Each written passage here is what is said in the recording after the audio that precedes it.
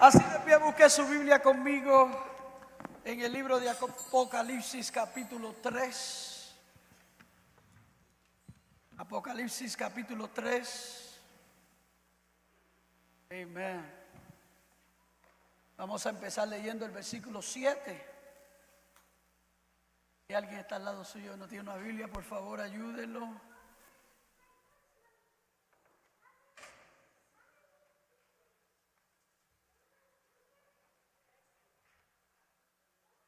Qué bueno es el Señor. Qué bueno es el Señor. Dice así la palabra del Señor. Escribe al ángel de la iglesia en Filadelfia. Esto dice el santo, el verdadero, el que tiene la llave de David, el que abre y ninguno cierra, y cierra y ninguno abre. Yo conozco tus obras. He aquí puesto delante de ti una puerta abierta, la cual nadie puede cerrar. Porque aunque tienes poca fuerza, has guardado mi palabra y no has negado mi nombre. He aquí yo entrego de la sinagoga de Satanás a los que dicen ser judíos y no lo son, sino que mienten. He aquí yo haré que vengan y se postren a tus pies y reconozcan que yo te he amado. Por cuanto has guardado la palabra de mi paciencia, yo también te guardaré de la hora de la prueba que ha de venir sobre el mundo entero, para probar a los que moran sobre la tierra. He aquí yo vengo pronto. Retén lo que tienes, para que ninguno tome tu corona. Al que venciere, yo lo haré columna en el templo de mi Dios, y nunca más saldrá de allí. Y escribiré sobre él el nombre de mi Dios y el nombre de la ciudad de mi Dios, la nueva Jerusalén, la cual desciende del cielo de mi Dios, y mi nombre nuevo. El que tiene oído, oiga lo que el Espíritu dice a las iglesias. Puede tomar asiento.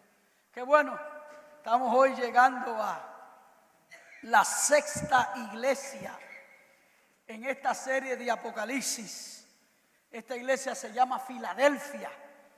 Traducido, Filadelfia quiere decir amor fraternal, amor entre hermanos.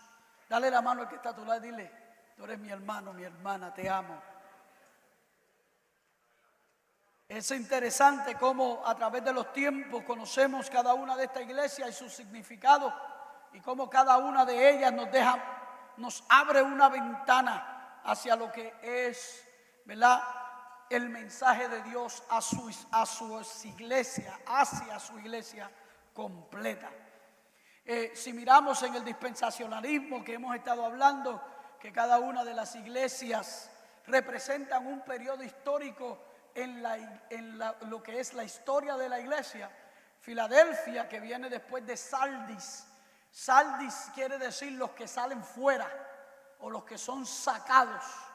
Y si miramos bien lo que sucede en Sardis, son el periodo de la gran reforma que empezó en el 1517 oficialmente con la gran reforma alemán, con Martín Lutero, que una vez que llega ya a la conclusión de que no puede esperar porque la iglesia se reforme de adentro, él violenta la reforma de afuera y llega a la catedral de Wittenberg, allá en Alemania, y clava en la entrada de la iglesia 95 tesis, donde él explica, ¿verdad?, que donde la iglesia ha errado, se ha salido del camino, se ha perdido en el proceso.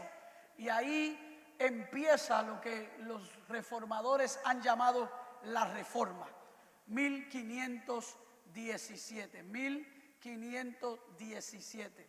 Tremendo, ¿verdad?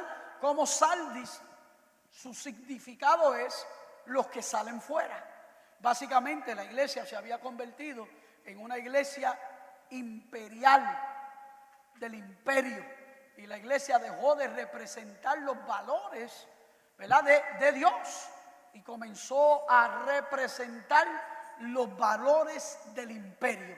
Y Dios permite que el remanente fiel que siempre está dentro de la iglesia salga en este periodo llamado Sardis y comience lo que hoy día conocemos como la iglesia protestante. Es interesante porque aún el nombre protestante nos lo dio el Papa, porque él dijo cuando la reforma comenzó y ¿verdad?, empezaron a salir de la iglesia católica apostólica romana los creyentes, él dijo: ay, esos protestantes que lo que les gusta es protestar. De ahí sale el nombre de este gran movimiento llamado, ¿verdad?, el protestantismo, que pretendió corregir muchos de los errores de la iglesia madre y volver otra vez a la iglesia de Éfeso, a la iglesia del periodo de Éfeso, que quería decir deseo ardiente. En ese periodo vimos que la Biblia se despertó dentro de las congregaciones y de la iglesia, porque desde el periodo de Pérgamo hasta el periodo de Sardis, básicamente la iglesia había promovido que la feligresía no era apto para leer la Biblia. No podían entender, ¿verdad?, cuando la Biblia, ellos estaban leyendo la Biblia, y muchas veces se promovió que la Biblia era solo para el clero, era para los sacerdotes, para los pastores, y que la feligresía no eran aptos para leer y, ¿verdad?, entender la Biblia. Y por mucho tiempo la Biblia estuvo cerrada. Solo aquellas personas que eran educadas, ya que se prohibió la interpretación de la Biblia a los idiomas, ¿verdad?, de los pueblos. Se prohibió que la Biblia se tomara del hebreo y el griego en su original, ¿verdad?, lenguaje, y se produciera, por ejemplo, aún en el lenguaje del imperio, el italiano, el español, el francés, el alemán. Se le dijo al pueblo que no, que bajo ninguna circunstancia la Biblia se podía traducir. Se levantó en el país más protector de la iglesia católica, en España. España nuestra. Nosotros tenemos el double whammy, porque tenemos, ¿verdad?, ¿verdad?, el descubrimiento de la Nueva América por España, pero también por España tuvimos la Inquisición, ¿verdad?, donde toda persona que se encontraba leyendo la Biblia o tratando, de interpretar la Biblia a un idioma popular, básicamente lo quemaban, lo mataban, los llamaban herejes, los botaban de la iglesia y le decían que eso no era permitido. Imagínese usted. Interesante cómo cuando miramos la Biblia, y especialmente el Nuevo Testamento, y miramos el lenguaje en el cual fue escrito el Nuevo Testamento, nos damos cuenta que el Nuevo Testamento fue escrito en el griego koine. La palabra koine del griego significa común. Interesante que cuando los escritores de la Biblia escriben el Nuevo Testamento, escriben en el idioma popular. Pero cuando llegan las otras naciones en su desarrollo y el evangelio empieza a arropar el mundo, se le dice que no pueden leer la Biblia en el idioma popular de ellos. ¿Usted ve la ironía aquí, la contradicción? ¿Verdad? Una contradicción bastante grande, porque en el tiempo que se escribe la Biblia hay dos idiomas griegos. Está el idioma común, el koine, y está el de la aristocracia, que era un idioma que había sido, ¿verdad?, desarrollado y estaba más avanzado. Pero el Nuevo Testamento se escribe en el koine, en el común, porque el diseño de Dios de su palabra era que todas personas recibieran la palabra y pudieran leerla. La Biblia, segunda de Timoteo, capítulo 3, dice: toda escritura es inspirada por Dios y útil para corregir, enseñar, redarguir, a fin de que el hombre esté enteramente preparado para toda buena obra. Entonces, entendemos que la Biblia fue escrita para nosotros en el idioma que nosotros pudiéramos entender. Pero cuando la iglesia se convierte en el periodo de, ¿verdad?, de Esmirna y de Pérgamo y estos periodos donde la iglesia se convierte en la iglesia imperial, la iglesia del imperio, donde el jefe de la iglesia básicamente es el jefe del imperio por completo, ya entonces las razones de ser cambian un poquito. El propósito de la iglesia cambia un poquito. Ya no es acerca de la promoción del evangelio, ya no es acerca de la predicación del evangelio, sino es acerca de mantener un imperio, terrenos, tierra, propiedades, ¿verdad? Y ¿cuántos saben que el Señor no es acerca de todo eso, no? Entonces termina el periodo de Sardis con este gran empuje hacia un avivamiento y hacia un redescubrimiento de la Biblia. Ahí al mismo tiempo, porque usted sabe que Dios todo lo tiene planeado. ¿Cuántos saben que Dios lo tiene todo planeado? Pues al mismo tiempo que Lutero interpreta la Biblia al alemán, al idioma popular, se levanta otro alemán e inventa lo que nosotros conocemos como el printing press.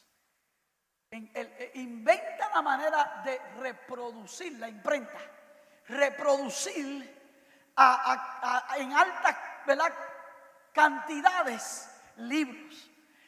Antes del printing press, antes de que Gutenberg en Alemania inventara la imprenta, todo libro era ¿qué? A mano, todo manuscrito. Y usted sabe cuánto coge, ¿verdad que sí? Pero llega al mismo tiempo de la Reforma, al mismo tiempo de Lutero, al mismo tiempo de los grandes reformadores, levanta Dios a otro hombre con una invención, la imprenta. ¿Y qué libro usted cree que fue el primer libro impreso o imprimido en la empresa de Gutenberg? La Biblia en alemán. Tremendo, denle un aplauso a Cristo. Es que Dios sabe hacer las cosas así. Dios sabe hacer las cosas así.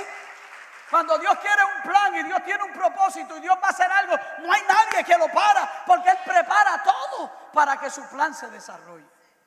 ¿Amén?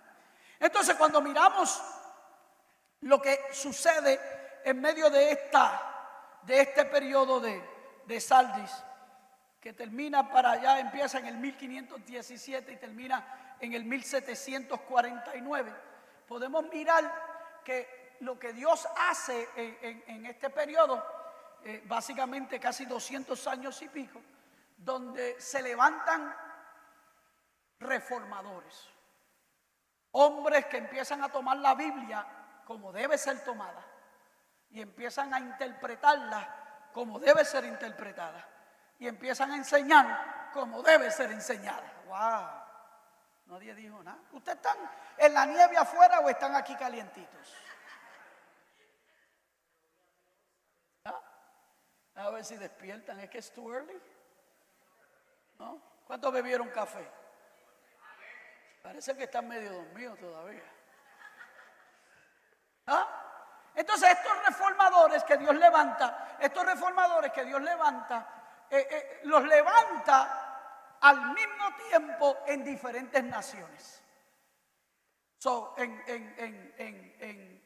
En Alemania se levanta Lutero. En Inglaterra se levantan los Wycliffe Bible Translators, los que traducen la Biblia.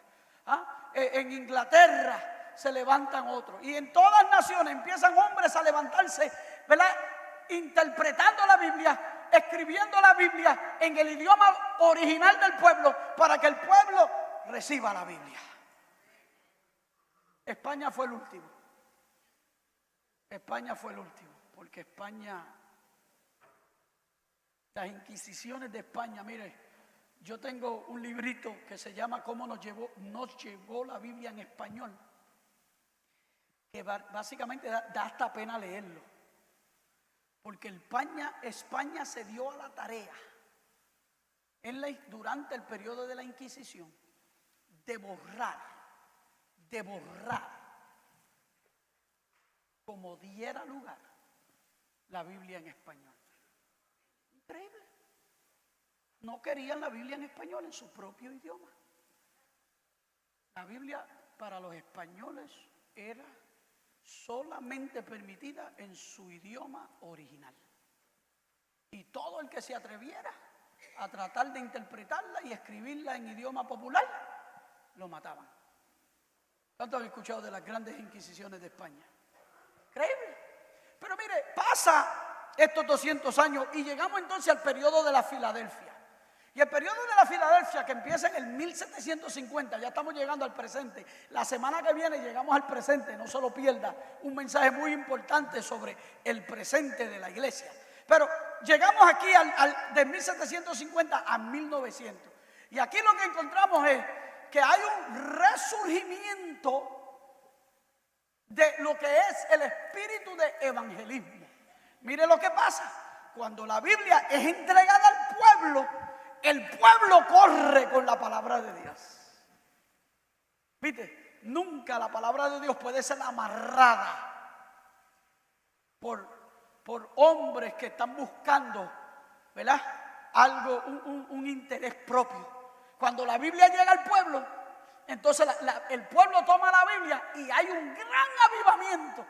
Porque para el periodo del 750 al 1900 hay un gran avivamiento. La iglesia sale a evangelizar. El nuevo mundo también es descubierto. Mire, y la palabra empieza a cruzar continentes. Y mire qué tremendo. Empiezan a desarrollarse las denominaciones del protestantismo y empiezan a surgir los anglicanos, los metodistas, los bautistas, ¿verdad? Y empiezan a predicar y se despierta un espíritu misionero, un espíritu que se dice que en este periodo de tiempo se abarca casi el mundo conocido.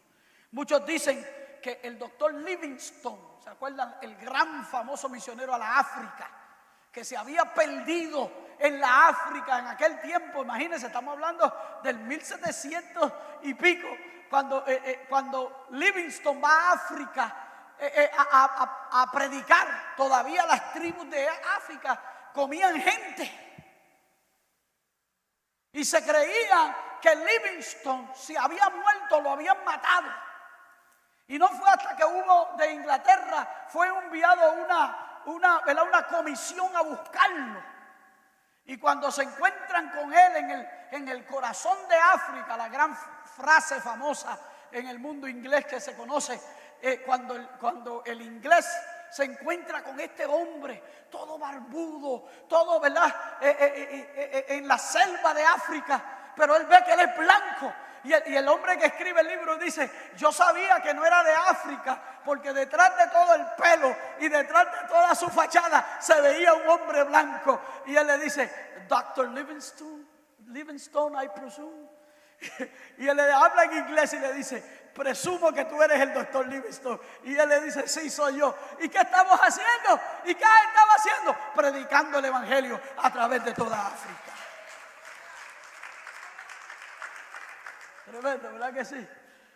A veces nosotros creemos que nosotros somos los que guardamos el evangelio.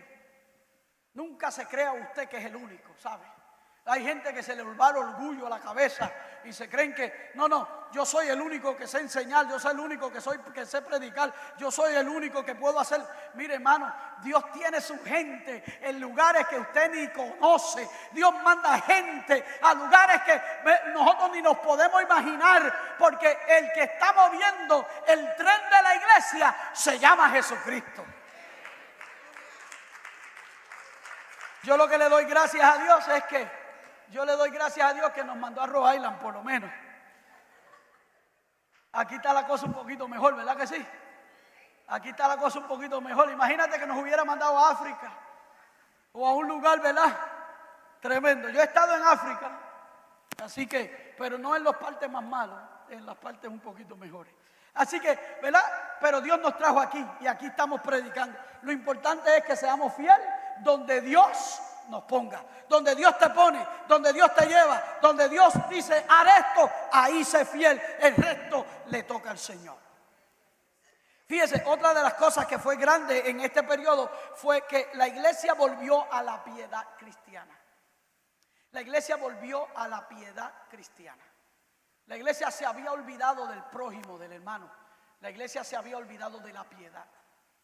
Los grandes monasterios que se habían desarrollado, las órdenes, ¿verdad?, eclesiásticas que se habían desarrollado, muchos de ellos se olvidaron del trabajo del pobre, del trabajo de promover el evangelio, del trabajo de predicar la palabra. Y en este tiempo hubo un gran resurgimiento donde este periodo fue marcado por el compartir, por el dar, por el cuidado de los demás. Y la iglesia volvió a lo que era su lugar correcto. En este periodo vimos también, ¿verdad?, como le dije, las Américas que empezaron a ¿qué? A ser descubiertas, ¿no? Y desde, ¿verdad?, todos entendemos que en el 1492 Cristóbal Colón descubrió América. Y, ¿verdad?, los españoles habían tomado la parte sur de lo que nosotros conocemos como los Estados Unidos o Norteamérica y después Centroamérica y al sur de América. Pero aquí a los Estados Unidos mayormente empezó la gran o el gran peregrinaje para allá, para el final del 1500 y el comienzo del 1600, donde en el periodo del 1600 vemos a los puritanos llegar. Los puritanos era una parte de la iglesia cristiana de Inglaterra que lo que querían era volver al principio del cristianismo. Le llamaban puritanos porque viene de la palabra puro, ¿entiendes? Del evangelio puro. Y a veces hay que tener cuidado con los del evangelio puro, porque eran bien fuertes.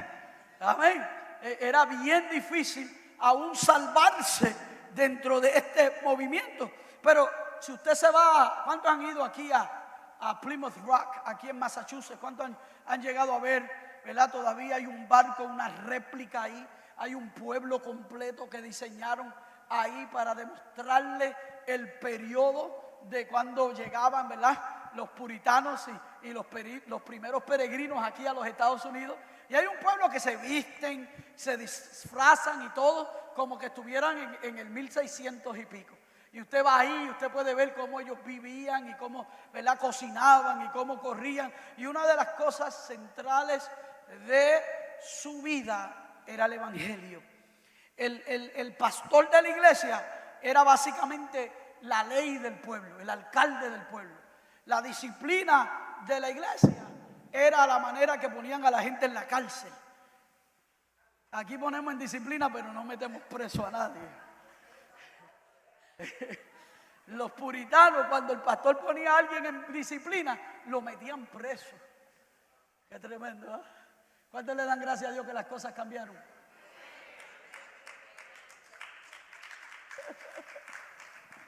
¿Cuántos estuvieran presos? No conteste esa pregunta. No conteste esa pregunta, por favor. Pero fíjense, a través de esto, grandes hombres de Dios salieron a evangelizar, a predicar, salieron a llevar la palabra de Dios al mundo entero. El evangelio empezó a arropar el mundo. Hoy día nosotros estamos viendo, hermanos, naciones enteras siendo cambiadas por el empuje de este periodo de la iglesia. Yo me acuerdo cuando yo iba a Centroamérica en viajes misioneros, lo primero que me encontraba era que, ¿verdad?, muy pocas iglesias hispanas, pentecostales, ¿verdad? Tú vas a Guatemala ahora, y Guatemala ahora, el número en Guatemala está empujando el protestantismo, está empujando el catolicismo y sus números están creciendo aún mayor. Este periodo fue bien importante para la evangelización mundial. ¿Y qué hemos visto? Que la iglesia madre, que no quiso llegar a la palabra y no quiso atender la palabra, está vaciándose y la iglesia ¿verdad? La iglesia de Filadelfia empieza a subir y a tomar su lugar. Y la iglesia de hoy está creciendo. Usted sabe la iglesia más creciente del mundo hoy, la iglesia pentecostal. Dan gloria a Dios por eso. La iglesia más creciente del mundo. Todas las otras iglesias están ¿qué? Menguando, bajando en número. La iglesia, ¿verdad? ¿Cuántos templos? Nosotros estamos en un templo que no construimos, ¿verdad? ¿Cuántos adoran la gloria de Dios? Que se quedó vacío. Se quedó vacío y se quedó sin feligreses. Y fíjese, se está llenando, pero tenemos mucho trabajo todavía que hacer para llenar este templo, ¿verdad que sí? ¿Cuántos entienden que ese es el trabajo de la iglesia? Amén. Es el trabajo tuyo, traer gente, buscar gente. Las ovejas son las que paren, no los pastores, ¿oyeron? Los pastores enseñamos, los pastores educamos, los pastores preparamos, pero las que paren son las ovejas. ¿Cuántos son ovejas aquí? ¿Cuándo fue la última vez que tú pariste?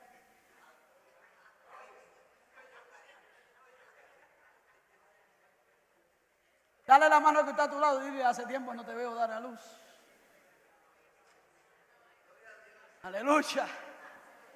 Aleluya. ¿Ah? Pero la iglesia es la que se promueve, ¿verdad? Y crece. Entonces, mire, hermano, este periodo de la Odisea es conocido y Dios le habla y le dice el santo, él mismo se describe como el santo y el verdadero, el que tiene la llave de David, el que abre y ninguno cierra, y cierra y ninguno abre. Mire, en otras palabras, si usted pudiera pintar, ¿cuánto le gusta pintar aquí? Dibujar, ¿cuánto le gustan dibujar aquí? Vamos a ver, le voy a dar una asignación a los que les gusta dibujar aquí para la semana que viene. Para la semana que viene, yo quiero que usted me traiga un dibujo al estilo que usted use. Si es a lápiz, si es a pintura, lo que usted usa, al estilo que usted quiera. Y usted me pinte una obra, haga una obra con la descripción que tenemos aquí de Cristo. ¿Okay? Se la voy a leer otra vez para que sepan cuál es la asignación. ¿Okay? Mire otra vez. Dice, el verdadero, el santo, el verdadero dice, el que tiene la llave de David, el que abre y ninguno cierra, y cierra y ninguno abre. Pinten ese retrato.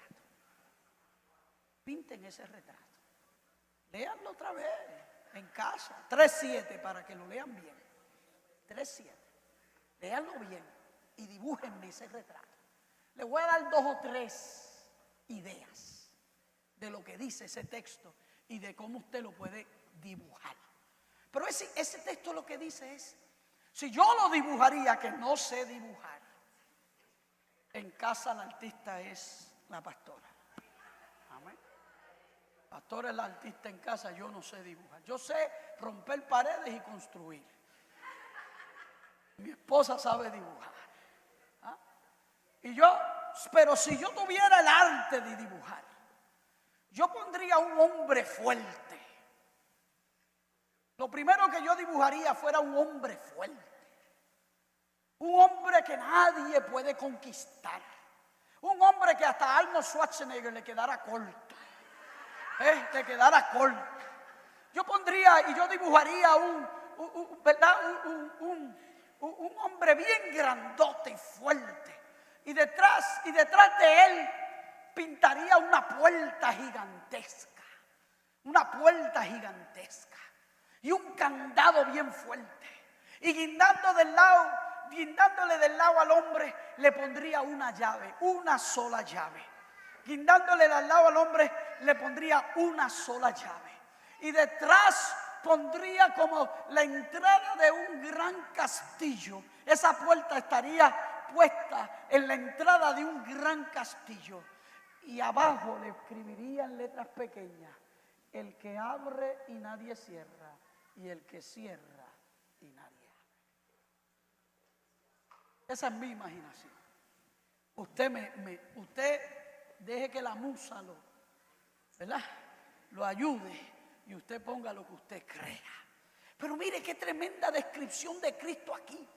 Aquí lo que describe a Cristo como el que tiene toda la autoridad, todo el poderío, como el que tiene, ¿verdad?, la última decisión sobre todo asunto eterno y terrenal. Aquí describe a Cristo como el que a Él nadie le puede, ¿verdad?, como dijo el proverbista, ¿y quién podrá aconsejar a Dios?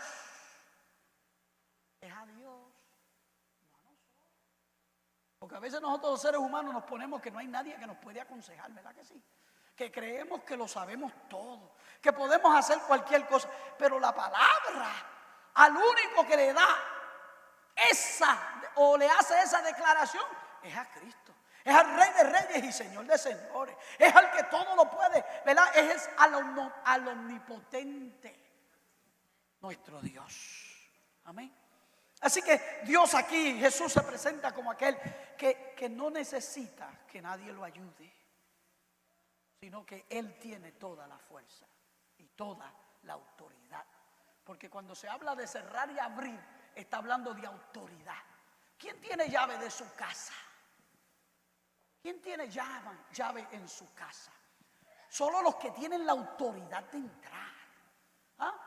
¿Cuántos padres de familia no cerramos la puerta, ¿verdad?, cuando salimos y chequeamos que esté? Y cuando de noche, yo me acuerdo de mi mami siempre me acuerdo de mi mamá cuando ella era tremenda protectora. Ella iba por todas las puertas de la casa y cuando éramos 10 en casa, 10. Y ella iba y cerraba todas las puertas y chequeaba todas las puertas y hasta le ponía una silla. Nosotros vivíamos en el Bronx y en Patterson, New Jersey, ¿verdad? No era Rhode Island. Ella le ponía una silla, ¿verdad? Porque había un hijo que era sonámbulo, se levantaba de noche y andaba, ¿verdad? Andaba por la casa y para que ese hijo no se le fuera a ir dormido por la calle, ¿verdad?, le metí una silla, ¿verdad? Eso es lo que me da a mí este retrato, un retrato de protector, de cuidador, de autoridad. Sí, el sonámbulo era yo. La hermana mía está allá atrás dilatándome, allá atrás diciéndole a todo el mundo, ella se cree que yo no la veo de aquí. Me llamo para que lo sepan todos también. Esa autoridad es de Dios, de Dios. Y mire como Dios le dice, yo conozco tus obras. Yo no sé por qué nosotros, los seres humanos, somos tan... Ayúdenme aquí una palabra buena, suave. Que no sea muy duro. No, esa es dura, Marvin. Marvin dice ingrato. Una palabra, ¿cuál es la palabra? Ingenuo.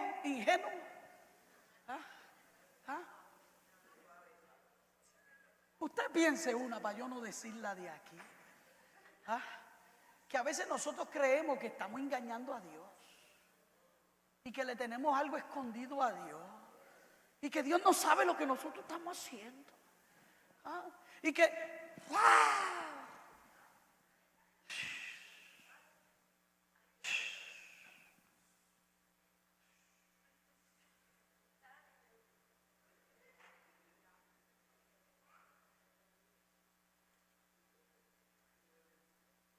mira, a los 17 años estaba yo en Oklahoma, en el servicio militar, bien jovencito, 17 añitos, y estábamos el primer día de pase, después de 12 semanas que yo creía que me iba a morir, lejos de mi casa, no tenía, ¿verdad? Y el primer día y se une un grupo de muchachos y le dice, vamos para el pueblo. Vamos para el pueblo. Yo aburrido allá en Fort Sill, en Oklahoma. Nos fuimos todos y nos fuimos para el pueblo. Y allá se meten a una discoteca. Y yo entro a esa discoteca y empieza a sonar la sonida. Y el espíritu por dentro de mí. Tú no eres de aquí. Tú no eres de esto. Aquí yo no te traje Esto no es tu lugar. Mire, si estuve 4 minutos fue mucho. Corriendo salí de aquel lugar, porque el que tiene el Espíritu de Dios, no importa si lo están viendo o no lo están viendo, sabe que hay uno que está en el cielo.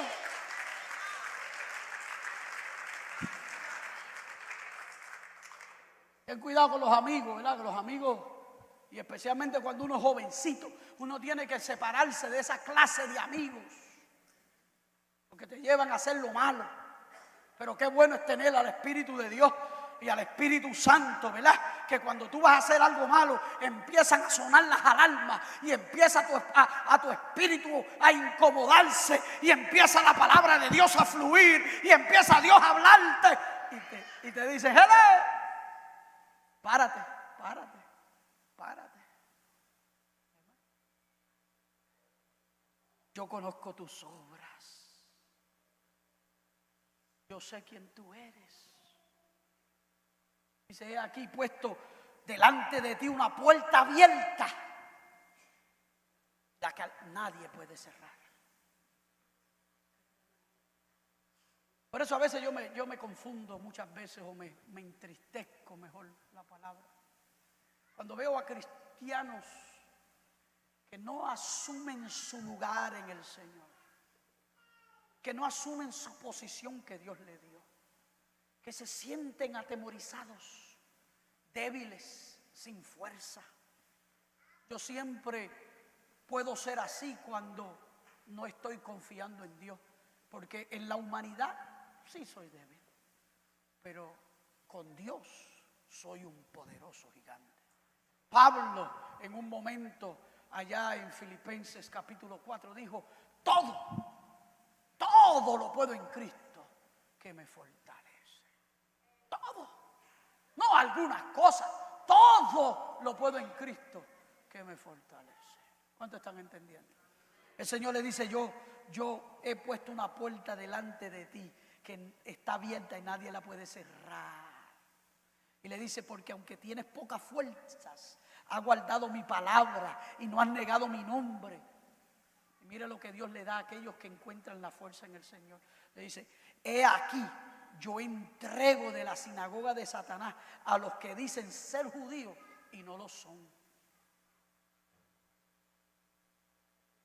La historia de la iglesia hoy abarca 2014 años, 2013 años. Cuando hicieron el calendario nuevo, no empezó en 0, empezó en 4. 3, 4. Así es que hacen la era moderna, el calendario romano, el calendario cristianizado. Podemos deducir que hoy estamos en el 2014, 2013, 2014 de la historia de la iglesia. Tremendo, ¿verdad? Cómo la iglesia ha crecido, ha progresado. ¿Cuántos cambios ha tenido la iglesia en 2013, 14 años de historia? ¿Qué hemos visto en toda esa historia? ¿Cómo hemos fallado? Porque hay gente que no quiere asumir responsabilidad por el periodo de declinamiento de la iglesia. Pero en nuestra historia no han habido 2 iglesias, era una iglesia. Así que aún el periodo de declinamiento era nuestra historia. No podemos separarnos de ella por más que queramos. Hay mucha gente que dice, no, yo soy de Pentecostés. O entonces usted quiere brincar a la era moderna, ¿verdad? O la era romana de la iglesia. Allá cuando el Espíritu Santo desciende, allá para el año el año 39, 40, en la era moderna después de Cristo, usted quiere brincar de ese año al 1904, 1908, cuando despierta la iglesia pentecostal.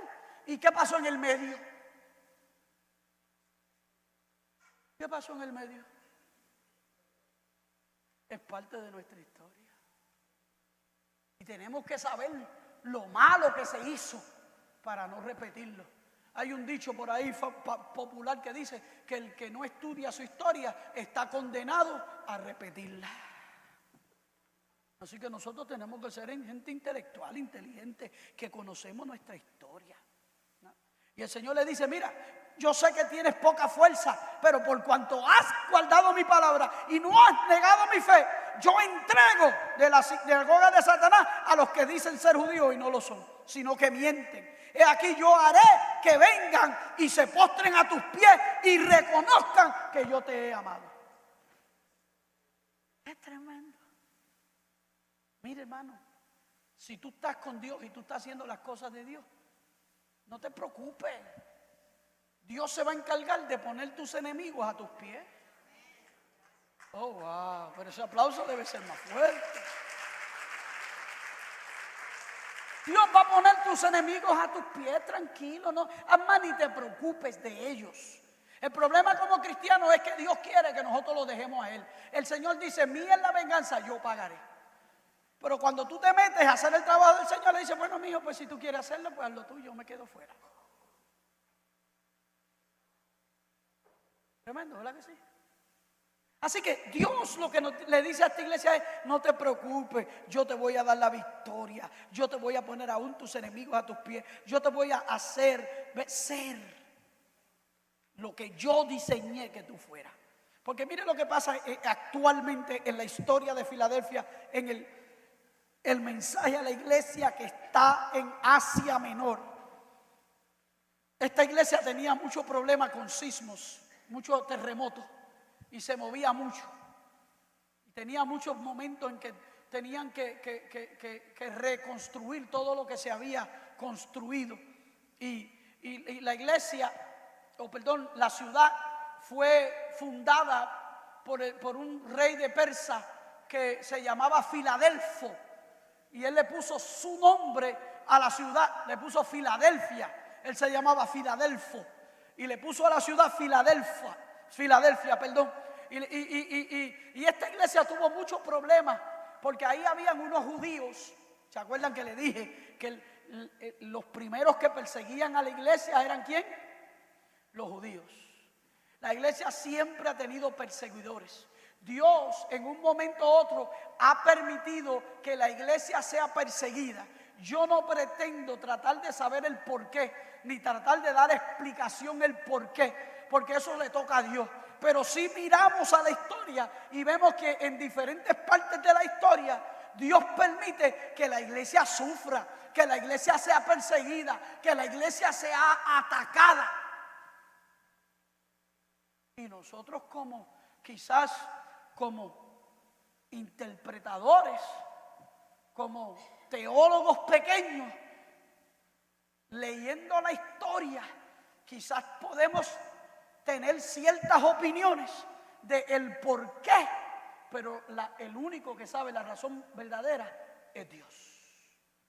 Hay Matthew Henry, uno de los comentaristas de la Biblia, dice que cuando viene el general Tito, remontándonos al 70 después de Cristo, viene el general Tito, ¿verdad?, a destruir a Jerusalén.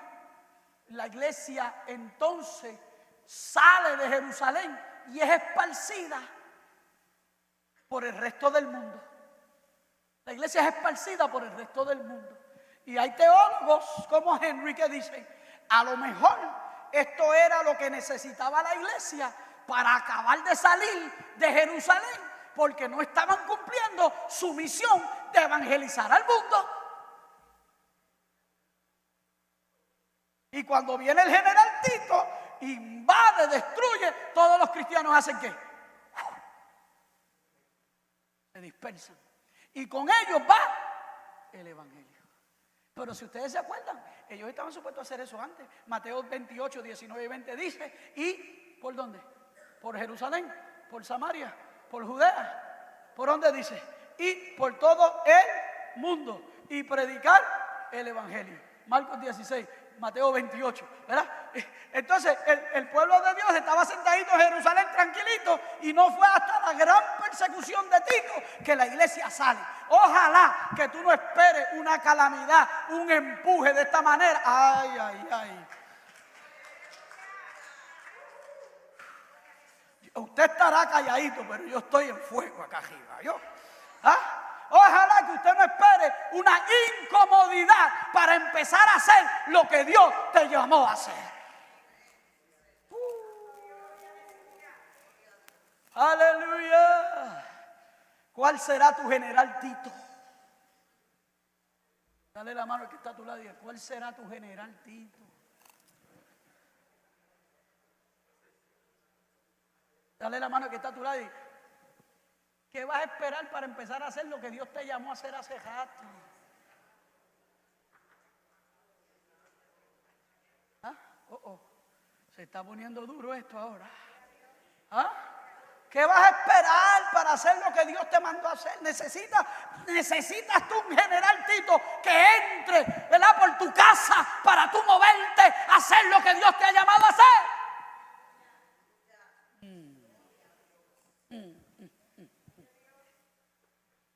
Cuando tú te pongas en las manos del Señor y tú realices que Dios te llamó a ser una persona poderosa y no una persona débil, cuando tú realices que el llamado de Dios en tu vida es un llamado de poder, Hechos 1:8 dice, y recibiréis debilidad cuando haya venido sobre vosotros el Espíritu Santo.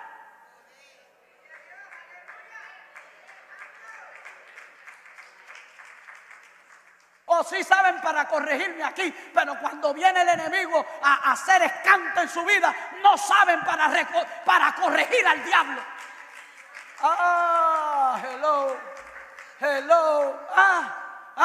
Porque entonces cuando el enemigo entra con sus altimañas y acechanzas y sus problemas, ¿por qué no te le para y le dice la Biblia, y recibiréis poder? La Biblia no dice, y recibiréis debilidad. La Biblia dice, y recibiréis poder. Así que no te pongas chiquito, no te hagas pequeño. ¡Enfréntate!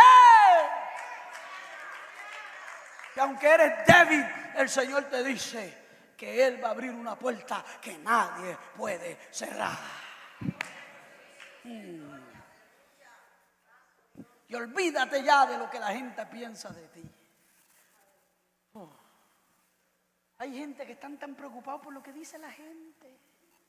Yo me preocupo de una sola persona.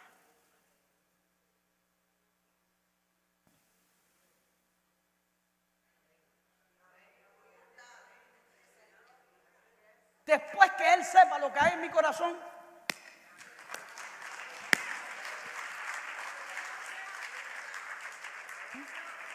después que Él sepa que yo soy sincero, después que Él sepa que lo que yo estoy haciendo es por la razón correcta.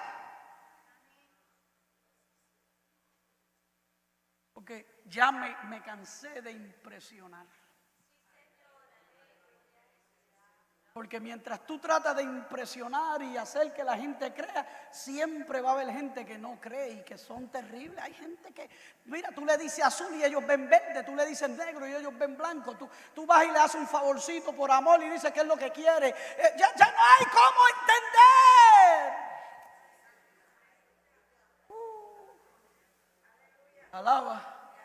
Alaba, ¿cómo está? Hay que dar fuego aquí porque afuera hace frío.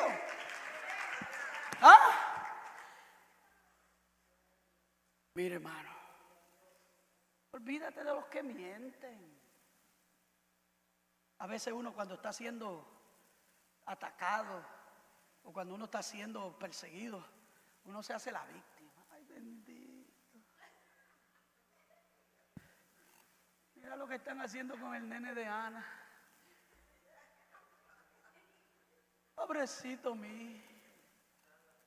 No olvides, hermano. Lo más lindo es la vindicación del siervo y de la sierva de Dios.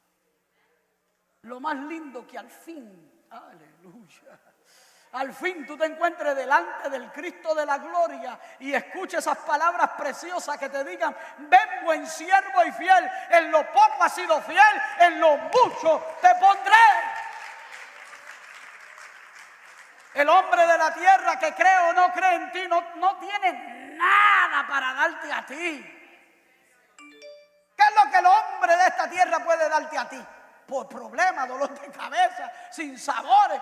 Pero el Cristo de la gloria es el que te da a ti la vida eterna.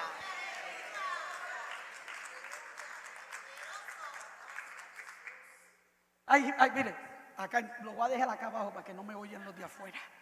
Hay gente que en las iglesias que viven la vida por impresionar al pastor.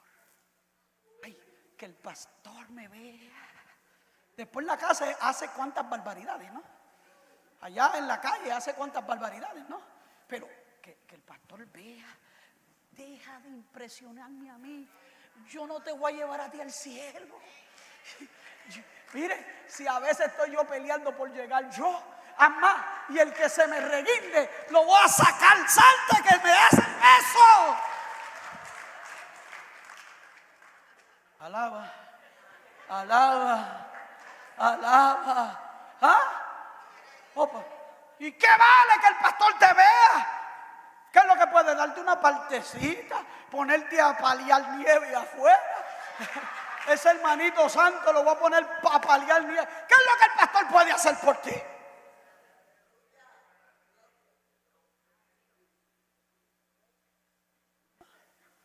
Asegúrate que ese sepa quién tú eres. Y si ese sabe quién tú eres, el resto. ¿A usted algún día le han dicho que es antipático? ¿A cuántos le han dicho antipático aquí? Aleluya, ¿cómo se ha sentido?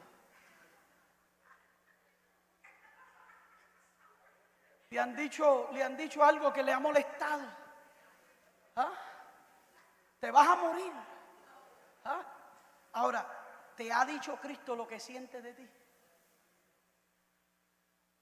¿Te ha dicho Cristo si eres sincero o eres insincero?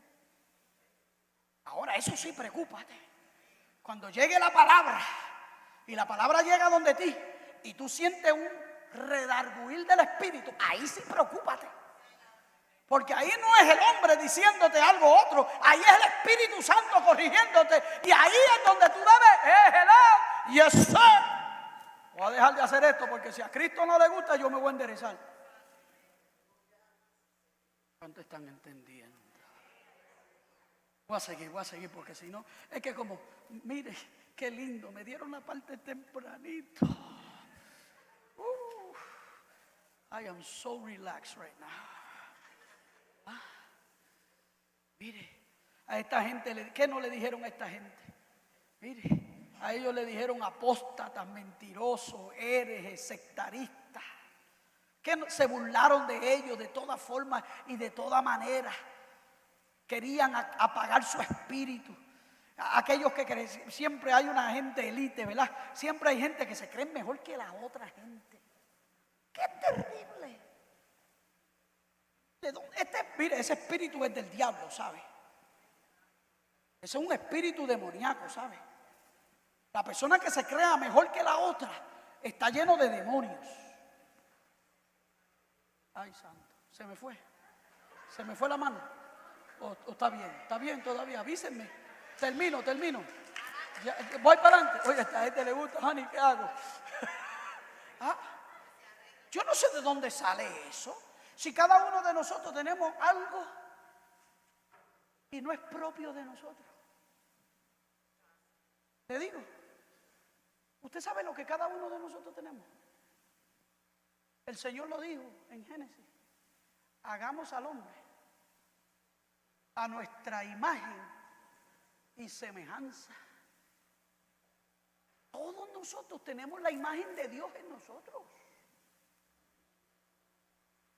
Mire, hubo un argumento. Ay, yo estoy casi dando una clase aquí. Tener que cobrarle una clase del instituto aquí.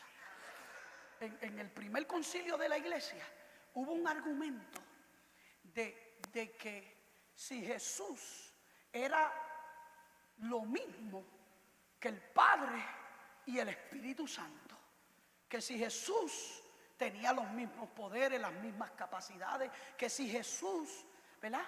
Y se reúnen aquel grupo de teólogos en la iglesia primitiva y la conclusión que llegan es que ellos son transubstanciales. Le explico. Que ellos son todos de la misma sustancia. Que no hay diferencia entre ellos. Son transubstanciales. Ellos, la sustancia de ellos, del Padre, del Hijo y del Espíritu Santo, es igual. Todos son igual, misma composición, todo igualito. Y entonces ellos allá, donde dice, y dijo Dios, dijo Elohim, dioses, Padre, Hijo y Espíritu Santo, hagamos al hombre, y dijo, a nuestra imagen y semejanza. En otras palabras, tomaron de ellos, manso, aleluya, y lo depositaron en el muñeco llamado Adán y soplaron. Así que yo no soy mejor que tú, ni tú mejor que yo. Los dos tenemos la imagen de Dios. Y si los dos tenemos la imagen de Dios, entre nosotros no hay diferencia en composición. A lo mejor hay diferencia en comportamiento, pero en composición no hay diferencia. Somos todos hijos de Dios y todos tenemos la sustancia de Dios. El imago de Él, la imagen de Dios en nuestras vidas. Oh, tremendo. Voy a terminar. Vayan contando, por favor.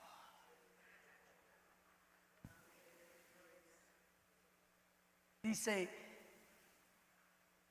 el elogio a esta iglesia: has guardado mi palabra y no has negado mi nombre.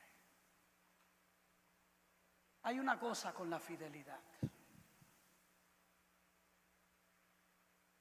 Dios ama la fidelidad. Dios ama la fidelidad. Él nos dice a nosotros: sed santo porque yo vuestro Dios soy santo. Él nos dice a nuestro, dice: no vayáis a Egipto a buscar consejo. Egipto simboliza el mundo, si no vengan a mí. Hoy vivimos en un tiempo de infidelidad. Vivimos en un tiempo en el cual, por primera vez en la historia de los Estados Unidos, oiga esto, hay más gente divorciada que casada. Hay más solteros que casados. Por primera vez en la historia de los Estados Unidos. Nunca había sucedido esto antes. Pero Dios los encomia por su fidelidad. A Josué, allá en el libro de José, él le dijo que sé fiel. Mira que te mando, que te esfuerces y seas valiente, no temas ni desmayes, porque yo, Jehová, tu Dios, fiel. No, dice, si usted sigue leyendo el libro de Josué, se va a dar cuenta que la instrucción es: no te apartes ni a izquierda ni derecha, ni adelante ni atrás. Sigue. Mire, hermano, Dios no nos pide mucho a nosotros. Lo único que Dios nos pide a nosotros es la fidelidad. Sé fiel hasta la muerte, dice el Señor, y yo te daré la corona de la vida. ¿Cuántos están peleando la corona? Sé fiel hasta la muerte y yo te daré la corona. Fidelidad. Hoy día no hay fidelidad. Pero a Dios tenemos que serle fiel. A Dios tenemos que servirle de corazón. A Dios. Tenemos que acercarnos a Él todos los días. Porque todos queremos la recompensa. ¿Cuántos quieren la recompensa? Mire la recompensa de esta iglesia. Dice: al que venciere, yo lo haré columna en el templo de mi Dios. Y nunca más saldrá de allí. Y escribiré sobre él el nombre de mi Dios y el nombre de la ciudad de mi Dios, la nueva Jerusalén, la cual desciende del cielo de mi Dios, y mi nombre nuevo. ¿Usted sabe lo que es ser columna, hermano? ¿Usted sabe lo que es ser columna? Mire, eso es una columna. ¿Usted ve esta columna que está aquí? Esto es una columna.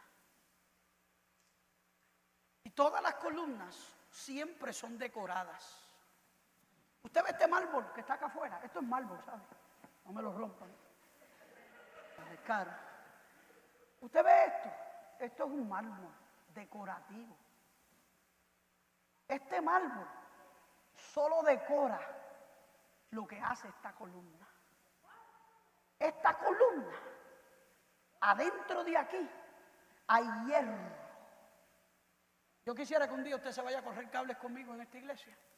Yo he pasado por todos los hoyos aquí pasando cables. La alarma de fuego está casi terminada.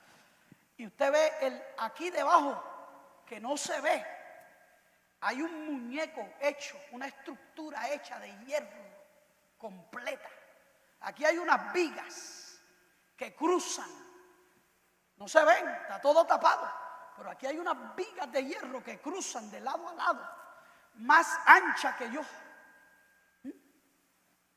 que cogen y amarran estas columnas y van hasta el sótano y amarran debajo del cemento que usted ve con tile encima, y hay un amarre de hierro completo para aguantar esta estructura. Si no, ¿qué usted cree? Ese techo es de cemento. ¿Ah? ¿Qué usted cree que sostiene todo este templo? Pues mire, ahí está. 1, 2, 3, 4, 8, 10 columnas de hierro. Y el Señor nos dice: al que sea fiel hasta a la muerte, hasta que el que dure hasta el fin, el Señor le dice: yo lo haré columna en mi templo. Nadie te podrá conmover, nadie te podrá sacar, nadie te podrá hacer daño, porque la promesa de Dios es: tú serás columna en el templo de mi Dios. Qué tremendo. Y termina con su final autoridad, y así termina todas las iglesias. El que tiene oído para oír, oiga lo que el Espíritu dice a las iglesias. Escuchate, oíste, procesate. ¿Qué parte de este mensaje te ha tocado? ¿Qué parte de esta palabra fue dirigida directamente a ti? ¿Cómo Dios te habló? Yo creo que es tiempo de que nos pongamos a ser personas de reflexión, que no vengamos solo a escuchar olvidadizamente el mensaje de la palabra, sino que vengamos a oír y a procesar y a aplicar a nuestras vidas la palabra de Dios, porque ahí estará nuestra victoria. No te vayas a hacer igual, no te vayas a hacer lo mismo. Cambia. Dios te está hablando, Dios te está llamando al cambio. Si tú sigues y te vas a hacer lo mismo, ¿para qué? ¿De qué sirve? Tu vida no va a cambiar, tu vida no va a mejorar. El cambio y el mejoro está en aplicar las verdades que estás aprendiendo. Te pregunto algo: ¿te incomodé en alguna parte en algo que yo dije? Ojalá que sí.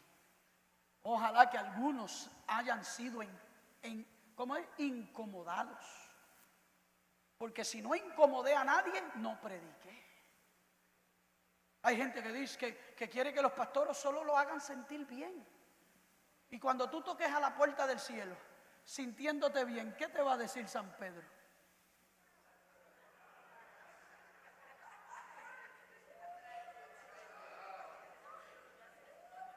¿Qué te va a decir el Señor cuando tú llegues allá arriba? Ay, tuve un pastor que me entretenía y me hacía reír y qué bien, me gozaba. Y el Señor te va a preguntar: ¿y nunca te incomodaste con mi palabra?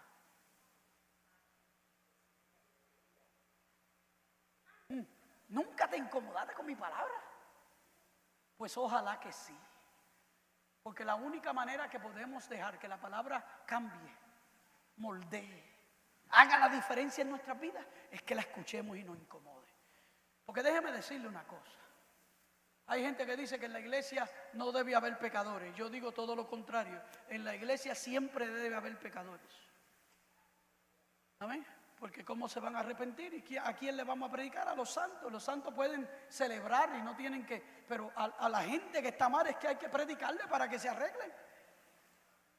Y hay gente en proceso dentro de la iglesia que va buscando mejorar sus vidas.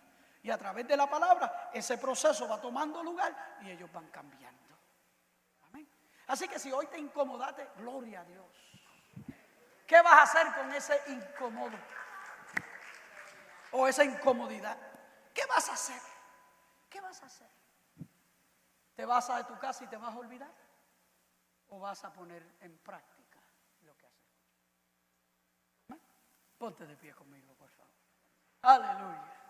God is good. God is good. All the time. Amen. Aleluya.